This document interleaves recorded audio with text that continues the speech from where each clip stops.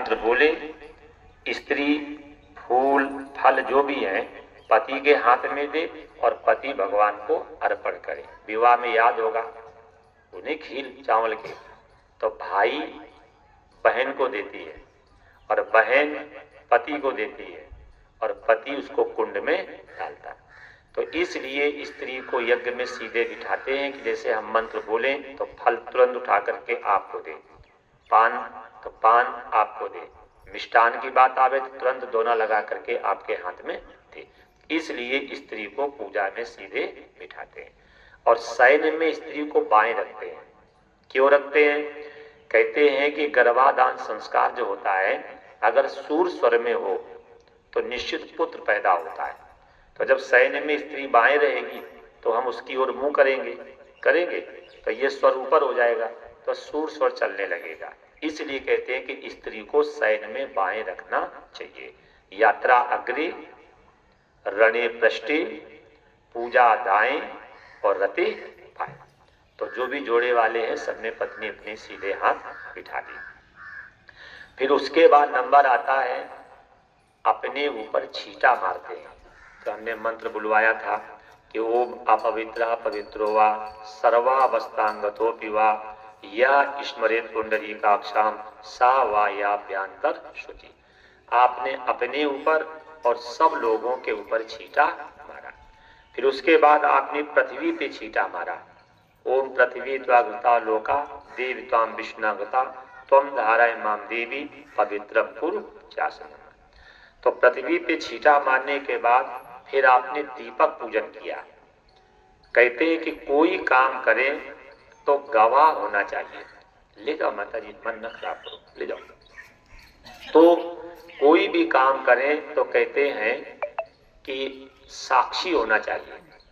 तो या तो सूर्य सामने हो या चंद्रमा सामने हो या कोई नदी सामने हो। तो हम इतने सक्षम तो है नहीं जो सूर्य भगवान को उतार के नीचे ले आवे, कि चंद्रमा को उतार के नीचे ले आवे या गंगा जी को घुमा करके इधर ले आवे।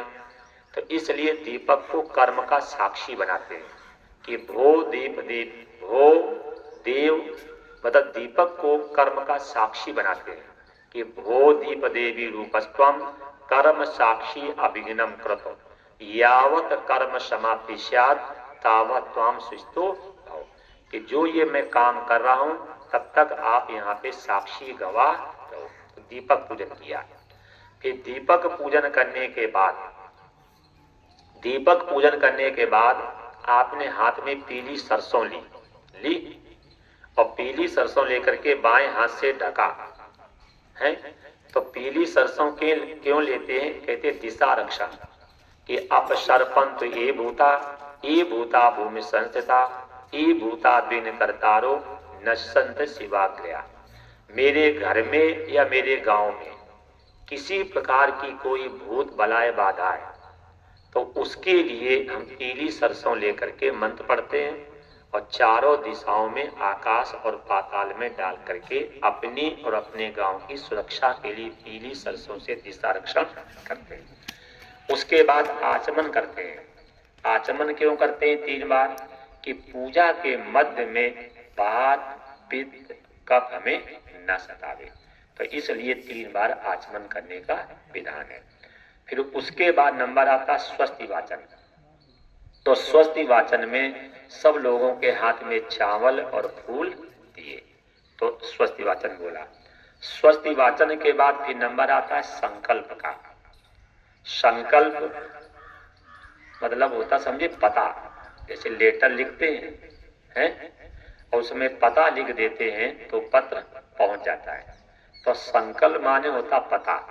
बोलते हैं अपना गांव का नाम बोलते हैं, अपने जिला का भी नाम बोलते हैं, अपने प्रदेश का भी नाम बोलते हैं, अपने देश का भी नाम बोलते हैं, अपना गोत्र भी बोलते हैं, अपना नाम, पत्नी का नाम, बच्चों का नाम बोलते नहीं बोलते। तो संकल्प माने होता पता कि इस तिथि में इस स्थान पे मैंने ये शुभ काम किया। ठीक। अब संकल्प में 5 चीजें ही क्यों रखते हैं? अन्न, जल, फूल, दूब और द्रव्य। 5 चीजें क्यों रखते हैं? सतयुग में प्राण होते हैं हड्डियों में, त्रेता में प्राण होते हैं मांस में, द्वापर में प्राण होते हैं रक्त में, और कलयुग में प्राण होते हैं अन्न और जल में। तो इसलिए आपने हाथ में चावल और जल लिया। दूब क्यों रखते हैं? ये दूब आप कहीं रख दो, जिस दिन मिट्टी और पानी से संपर्क होगा ये हरी हो जाएगी। तो इसलिए दूब घास रखते हैं कि दूब के समान हमारा वंश चलता रहे।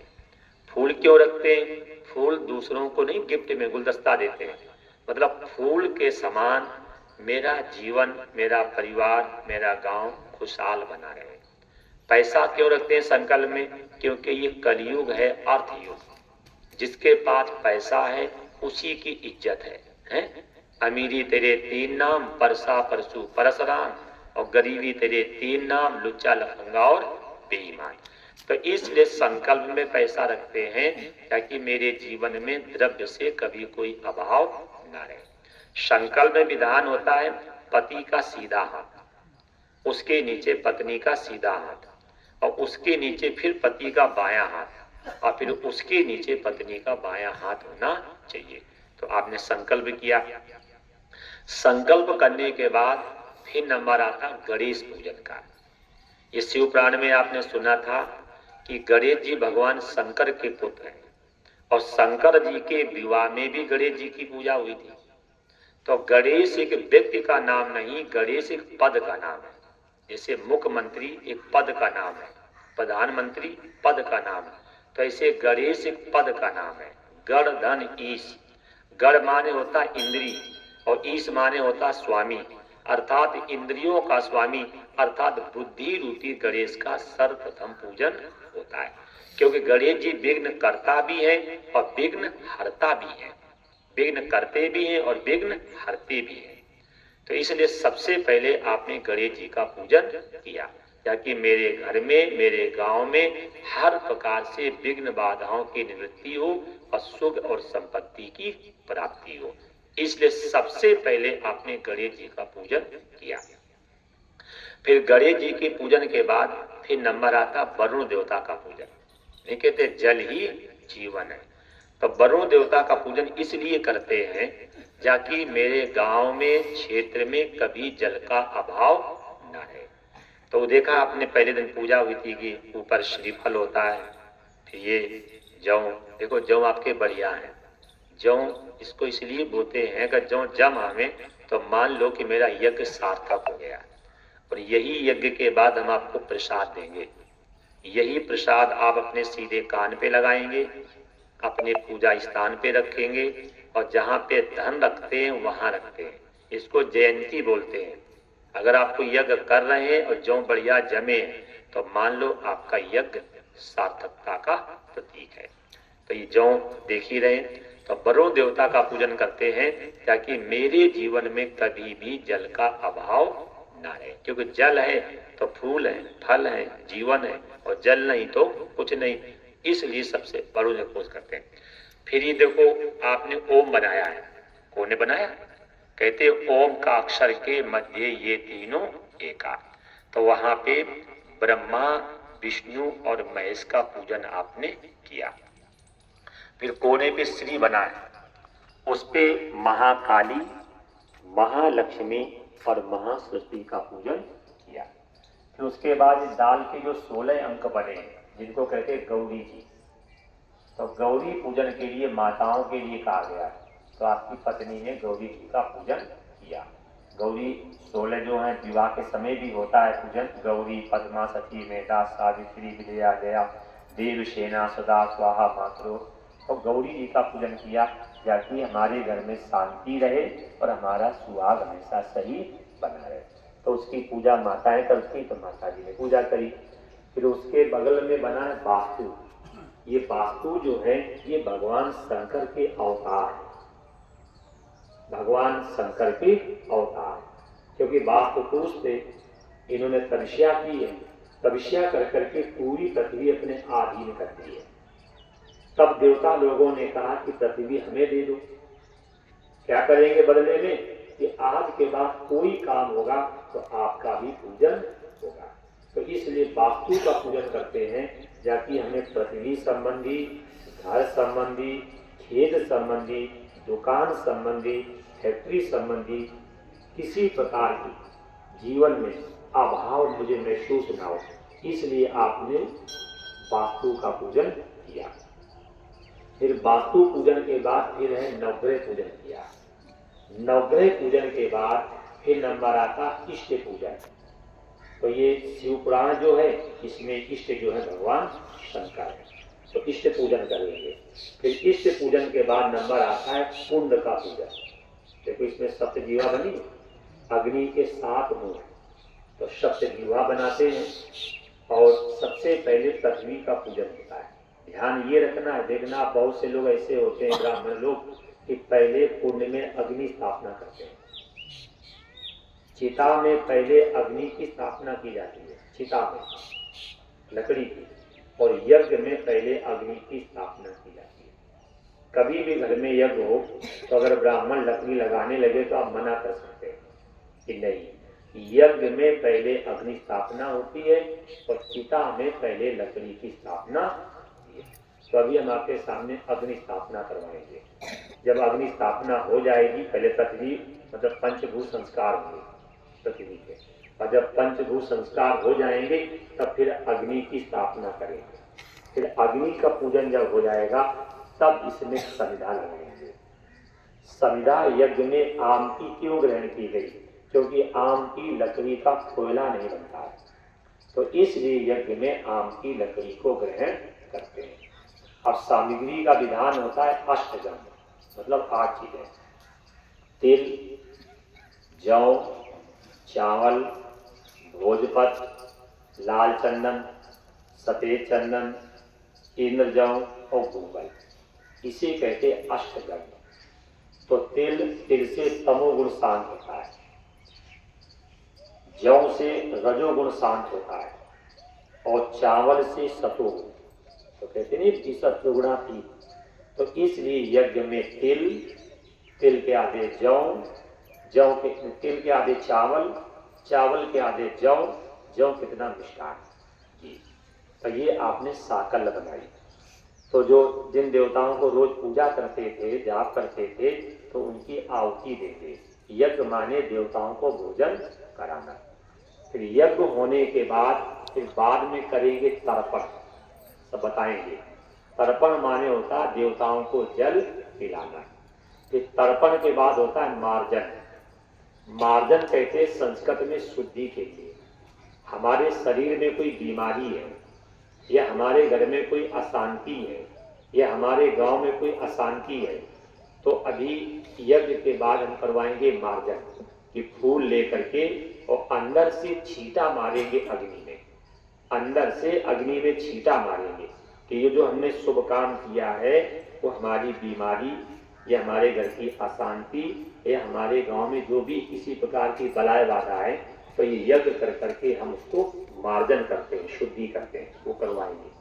फिर उसके बाद बलि का विधान आता है। बलि की बात ग्रंथों में है, लेकिन बलि समझ नहीं पा रहे। जैसे हमने अपनी दिशाएं कितनी 10 दिशाएं, पूरब, पश्चिम, उत्तर, दक्षिण, ईशान, नैऋत्य, वायव्य, आकाश, पाताल, तो 10 दिशाओं की बलि की व्यवस्था हमने की है। आटा का दीपक है, दीपक भी है, उड़द की दाल भी है, सिंदूर भी है और दही भी है।